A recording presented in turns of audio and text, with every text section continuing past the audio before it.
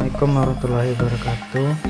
Saya akan menjelaskan tentang determinisme masa kanak-kanak.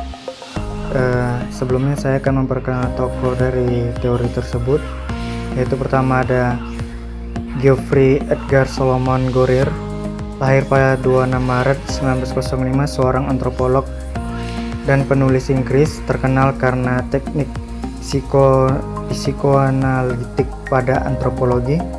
Dan kedua ada Gregory Bateson, lahir pada 9 Mei 1904, adalah seorang antropologi, ilmuwan sosial, visual, semiotika, dan cyberneticis Inggris. Kalau saya akan melanjutkan tentang sejarah terbentuknya teori. Selama Perang Dunia Kedua, banyak antropolog Amerika Serikat dan Inggris yang membantu kepada pemerintah. Gregory Bateson misalnya membantu Office of Strategic Service. Ini adalah organisasi intelijen Amerika yang dibentuk pada Perang Dunia Kedua. Margaret Mead memberi ceramah di Inggris untuk Office of War Information. Geoffrey Gorir, Alexander Licton, Clyde Clucon, dan Ruth Benedict bersama-sama menyumbangkan tenaga mereka di Office of War Information. Pada masa itu, Mead, Gorir, Bateson, dan Benedict mencoba untuk merumuskan konsep otak bangsa atau national karakter dari beberapa negara seperti Rumania, Thailand, dan Jepang. Jadi mereka ini mempunyai proyek, yaitu untuk meneliti watak bangsa dari beberapa negara untuk diteliti. Masuk kepada pembahasan teori yang pertama, yaitu determinisme masa kanak-kanak yang dibawa oleh Geoffrey Gorir. Teori ini adalah Japanese National atau Character and Shading Hypothesis atau latihan buang air besar.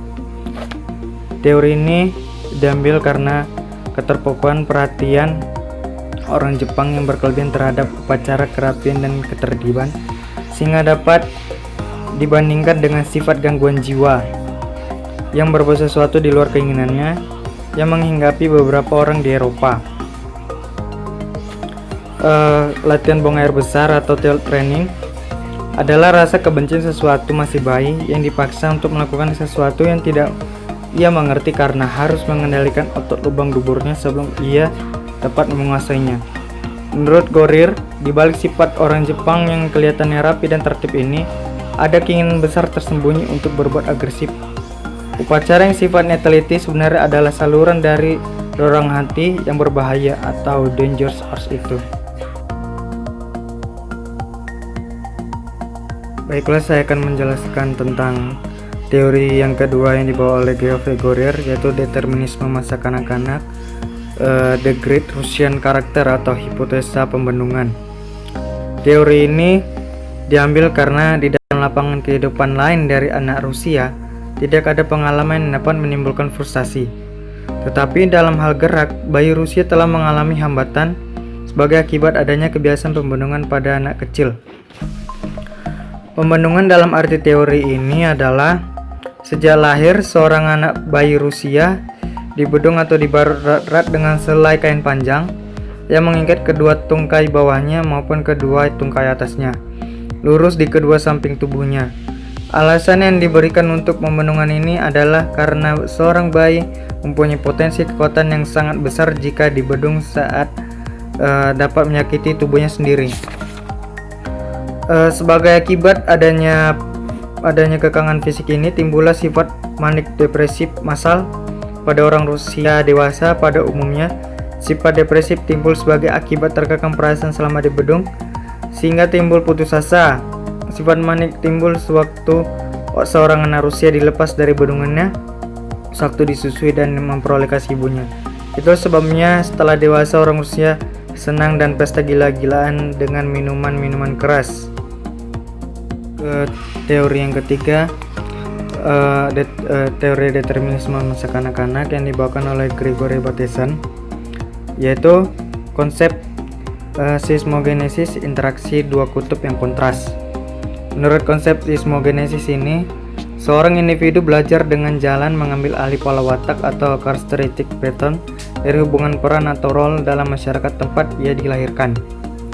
Jadi seismogenesis ini adalah suatu proses pembedaan dalam norma-norma kekhasan pribadi sebagai akibat interaksi antara individu-individu yang terus-menerus secara bertimbun banyak. Jadi sebagai contoh interaksi bipolar untuk hubungan orang tua dan anaknya misalnya adalah bersifat penguasa dominance, bersifat sebagai orang yang dikuasai atau submission, sebagai orang yang memberi bantuan atau securrence, bersifat orang yang menggantungkan diri, dependence, dan bersifat mempertontonkan diri exhibition, bersifat menjadi penonton atau spectatorship.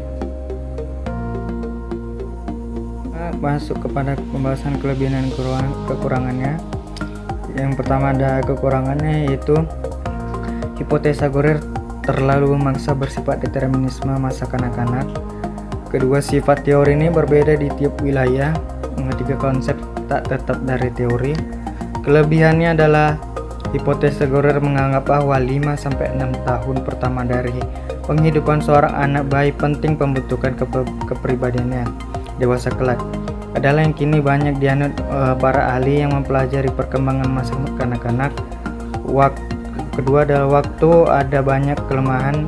Walau ada banyak kelemahan, namun hipotesa ini paling penting karena sedikitnya dapat dijadikan permasalahan untuk diuji ke lapangan. Kesimpulannya adalah determinisme kalau ditinjau dari aspek etimologinya, yaitu determiner, menentukan, batas, membatasi, berarti bahwa setiap peristiwa atau kejadian ditentukan. Artinya suatu peristiwa tidak bisa terjadi kalau tidak ditentukan. Menurut teori ini, setiap peristiwa di alam semesta ini merupakan konsekuensi yang tidak dapat dihindari dari sebab-sebab yang mendahulunya. Kalau fokusnya kepada determinisme masa kanak-kanak, maksudnya adalah sesuatu yang ditentukan untuk dilakukan atau dipaksa untuk seorang anak bayi atau anak kecil yang tidak mereka ketahui, tetapi akan menimbulkan dampak bagi mereka di masa yang akan datang.